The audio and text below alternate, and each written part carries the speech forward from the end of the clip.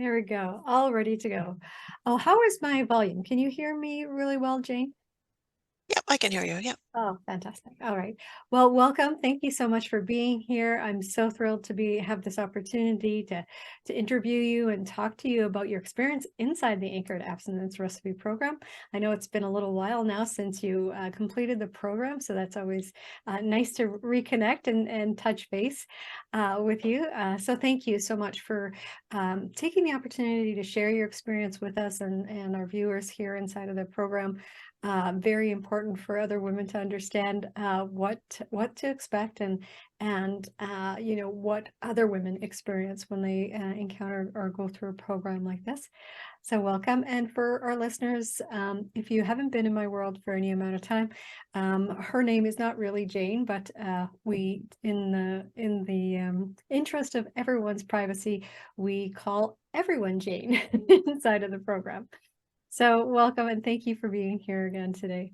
So, let's just jump right in with some questions and we'll just kind of get the ball rolling here. What was your biggest struggle when you first began to work with us? What was going on for you that you were finding challenging? I was drinking a bottle of wine pretty much every night. And I had come from a place where I was drinking like one or two glasses a week, per night per week, like on a Friday or on a Saturday or something. And then COVID happened. And I'm considered high risk for COVID because I'm over 50 and I have certain medical conditions. And so I was stressed about catching COVID. And suddenly I was drinking on Tuesdays just because, yay, we survived Tuesday. Um, and I have a job that can be highly stressful. And sometimes there's crazy deadlines or conflicting deadlines. And my mom has a mental illness, and sometimes dealing with her can be stressful. Sometimes just anticipating a visit with my mom can be stressful. Um, and so there was all this other stuff going on, and I was stressed, and that was causing me to drink more and more, and certainly more than I was comfortable with. Yeah, and you know, so common for a lot of women, particularly at that age when we have aging parents. Obviously, with any type of pandemic, I mean that's to be expected. So not uncommon for a lot of women to find themselves just overburdened with just everywhere they look. There's a stressful situation happening, and it's quite normal and quite common to reprieve to something that gives us a little bit of an out and an opportunity to kind of stop worrying or thinking about some of those things. So of course you're not alone, Jane. That's very common. When you began the program, what were your goals? What did you really wish or hope for would be the end result for you? I wanted to lose weight and I wanted to have a healthy body. And I thought that in order to do that, I really needed to get a handle on my drinking. Um, but I also didn't want to, like every day at 4:30, reach for that glass or two or five of wine. And I didn't want to feel that I need a drink. I gotta have a drink now. Yeah. So I wanted to get rid of that. Yeah, that is something that, you know, kind of plagues quite a few people, both men and women. First, you know, of course, there's always a significant amount of weight gain that's associated with alcohol consumption, you know, that most people experience. So again, not uncommon. And getting to the point where it seems to be almost this, you know, subconscious thought process where you literally could look at the clock and start to think about it, right? It's like anytime after 4, it's just like, oh, now it's time for my break, right? To take that mental reprieve and get some quiet, if you will. So pretty natural. I mean, innately, we tend to, as human beings, we want to move away from discomfort and pain. So really quite natural to kind of when you find something that works to do that, is the brain will work to actually remind you, right? So subtle little cues and things like the clock, or you know, a certain things going on in your environment will certainly trigger those that memory recall to start looking forward to that relief. So that's completely common. And what, in terms of your longer term goals around alcohol consumption, did you want to take it out of your diet entirely? What was your initial goal when you started the program? I never really had a goal to completely remove alcohol. I always wanted to get it to where I was in control of it and I could moderate and I could have the occasional glass of wine. But it would be when I chose to have and chose to enjoy an occasional glass of wine and not be, I need a drink because it's 4:30 on Tuesday. Yeah, that's a very different mind frame for certain, and there's definitely a lot of chemistry that goes into understanding how you can, you know, approach have your cake and eat it too, if you will, with this situation. So, and not an uncommon goal. A lot of women, you know, ideally say, "I would love to, you know, take it out and be able to moderate." Other women's goals are to completely remove it. Often that comes from the premises that their history kind of leads them to believe that if they were to ever bring it back in, they would not be able to, you know, drink at a rate or volume that would be comfortable for them. So having a realistic goal with what your outcome would be is, you know, a really good place to start any new habit or new program like this. Did you have any reservations about hiring, you know, someone or our team like ourselves, to really help you achieve those goals? Anything that you were concerned about? I was skeptical. I was just downright skeptical at the beginning. I wasn't convinced that doing the program was gonna work for me. I wasn't sure about the recipes. I'm allergic to a long list of stuff, and I wasn't sure, okay, so how many of these recipes am I gonna be able to make? Because maybe they have ingredients that I can't have, or maybe I'm not gonna like the food, or my husband's not gonna like the food.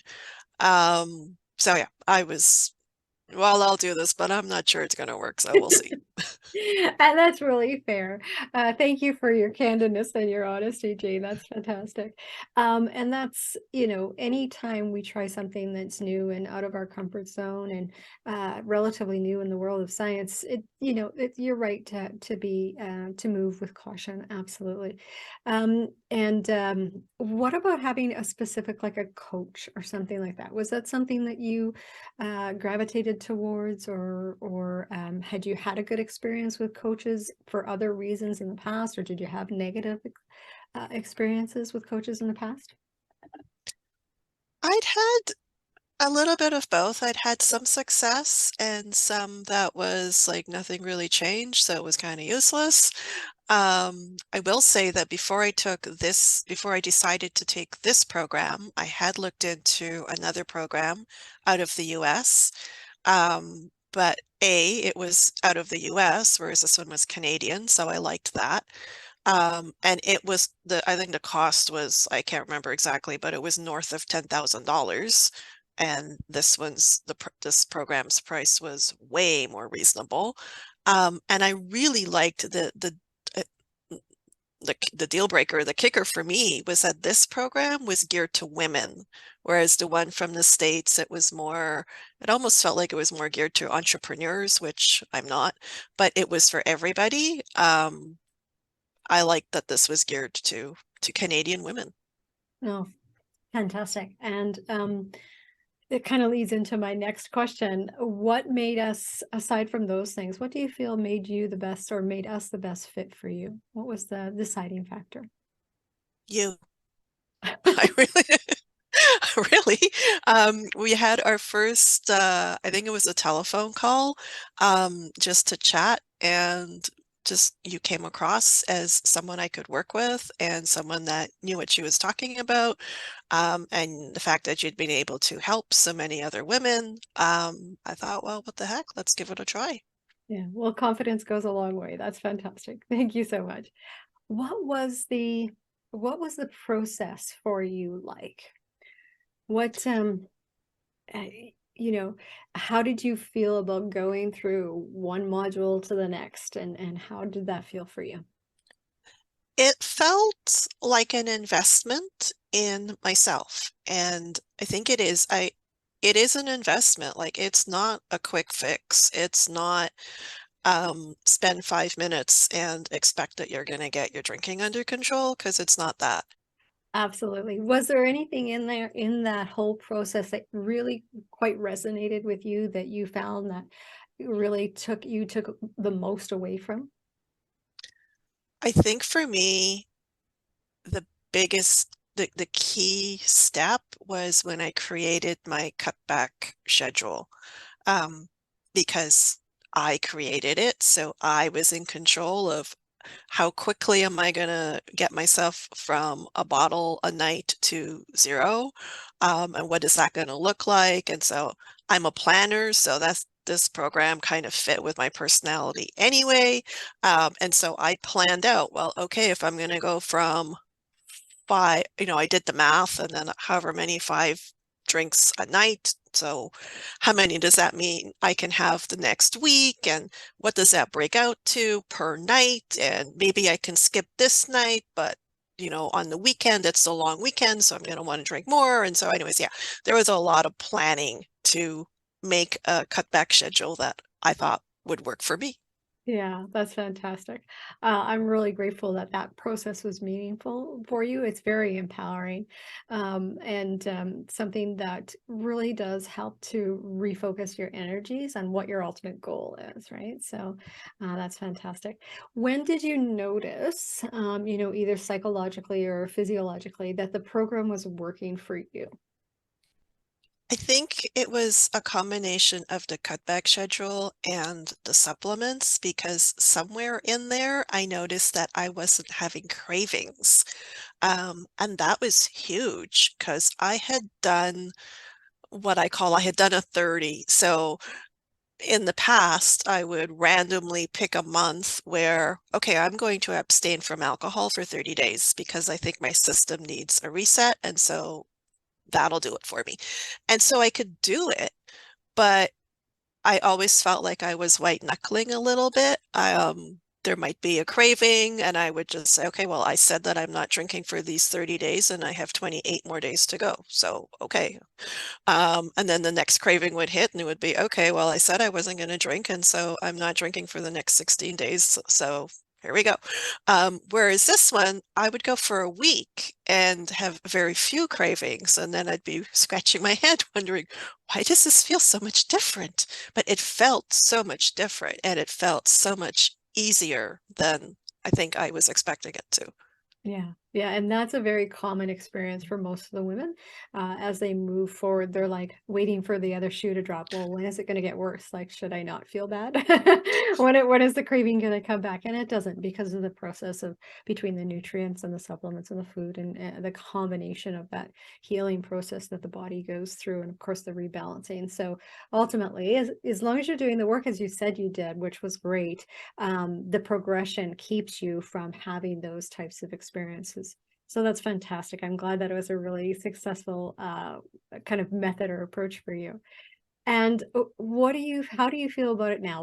Looking back, what was, maybe your biggest win, or what was unexpected that happened that you didn't expect to happen throughout the process?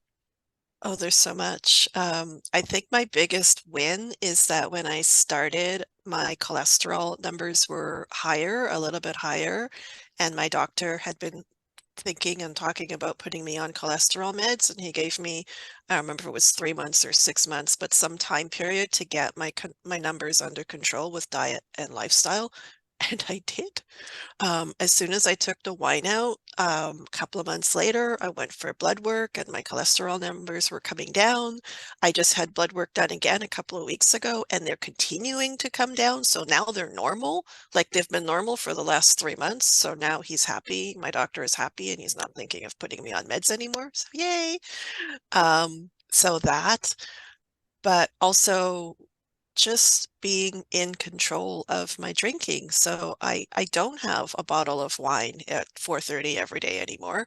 I typically I've gotten to where I wanted to be able to moderate and to if I go out for dinner with my husband and I feel like ordering a glass of wine, then I will.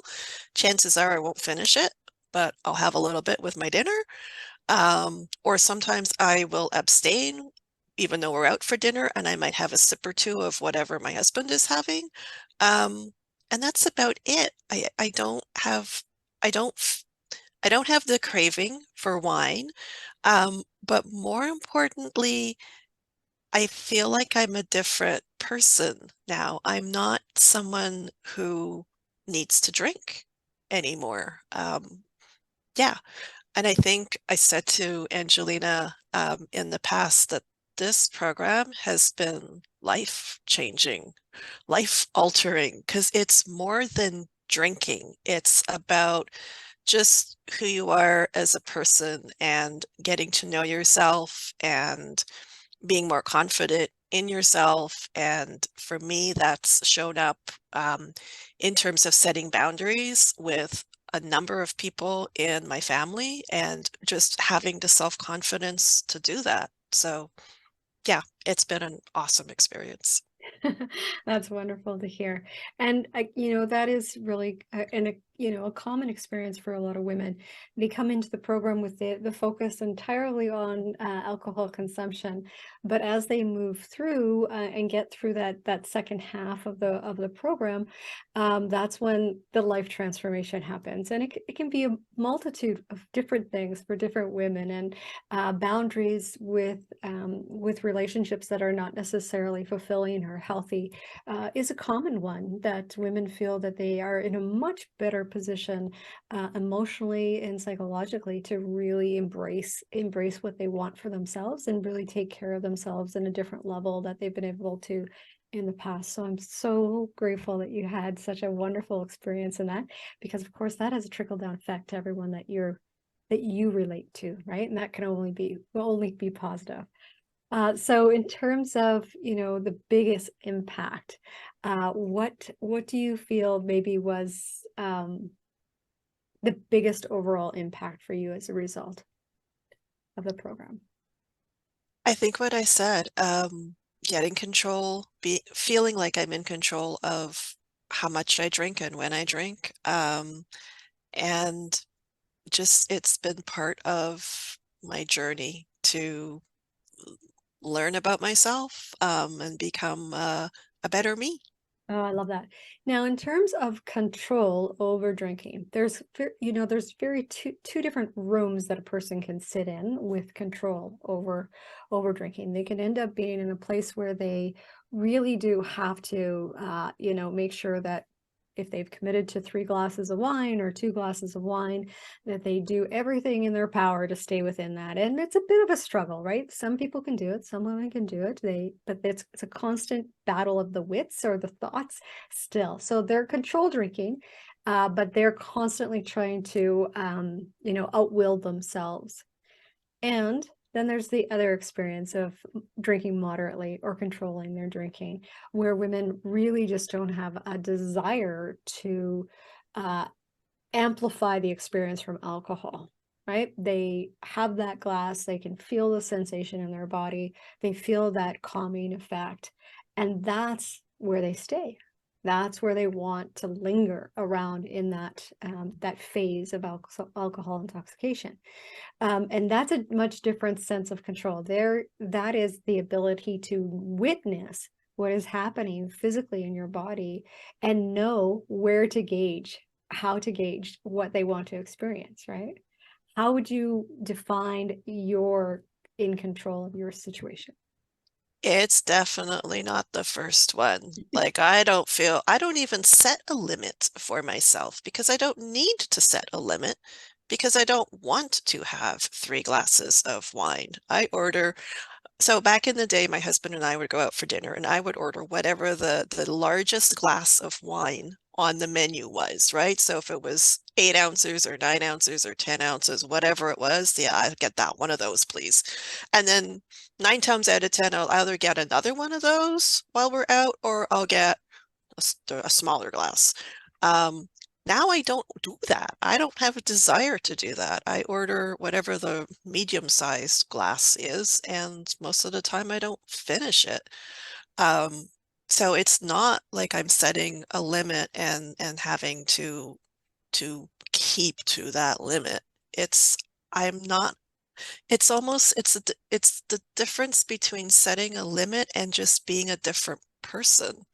I'm now a person who most of the time abstains and doesn't drink alcohol at all. And the odd time that I do, well, then I do.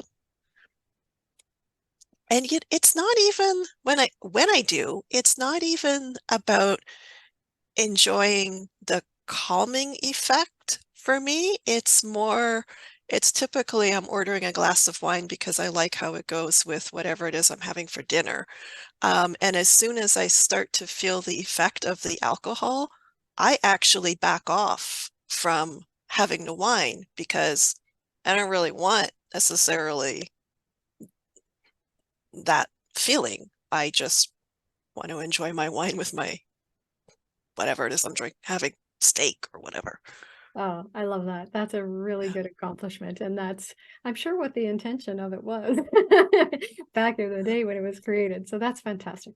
I'm so thrilled that you're able to have that experience, Jane, and that you're able to carry that forward. When just to give the viewers here a little bit of context, how long ago did you finish the program, roughly? About 2 months ago, I'm Mm, thinking. yeah. I think it was about 2 months ago. Good, good. So you've been able to just stick with what feels good and natural to you for well after the program. So that's fantastic. Love to hear that.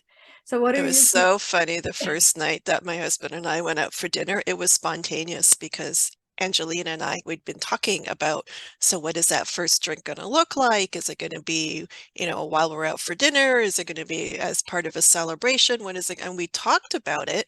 Um, and I'd kind of thought, okay, well, maybe it's going to be our anniversary dinner in May. I don't know. But my husband, it was in January, and my husband and I were out for dinner, and he ordered a beer, and I spontaneously decided, you know what? This is the night. I'm going to have a sip of your beer. And I did, and actually it wasn't that good. That Oh, was that's fun. that was the first drink in 6 months or however long it had been. Yeah, that's fantastic. Good for you. So what's next for you? What are your future plans? I think just continuing on this journey, continuing using the skills that I learned in the program. I'm working with someone now to try to get my weight under control. That's my next project. But certainly cutting out the wine has helped with that. Um, yeah, and even with that, I'm coming at weight loss in a different way, and I think that that's also a result of the program. Like, I'm not looking for a quick fix to lose 30 pounds in 30 days.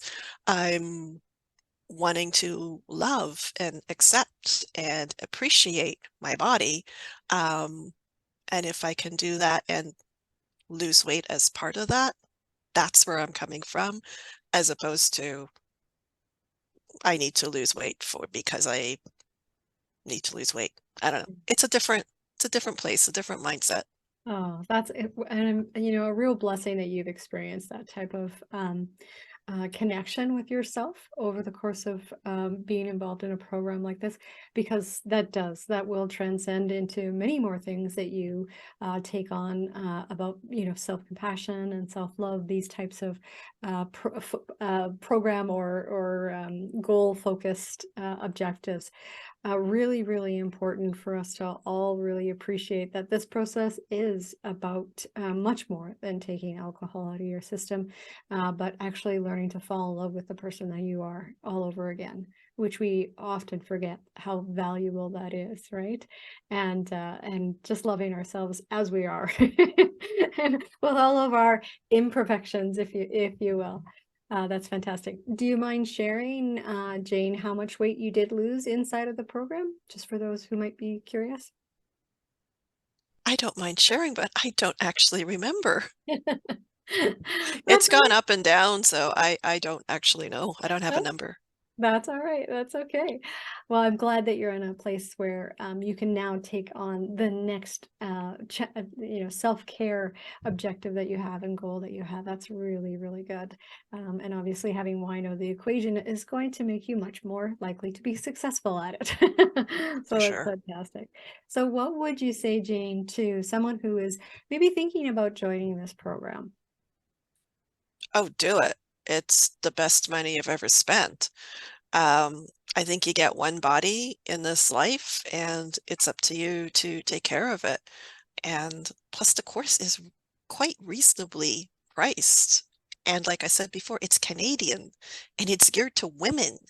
And because of that, you get to share your journey with others who are on the same path as you.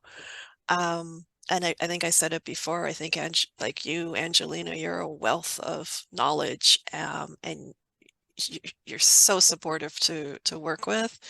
Um, and whenever we had our one-to-ones, like I asked tons of questions. You always answered all the questions, and you always asked like, any more questions before we leave, before we signed off.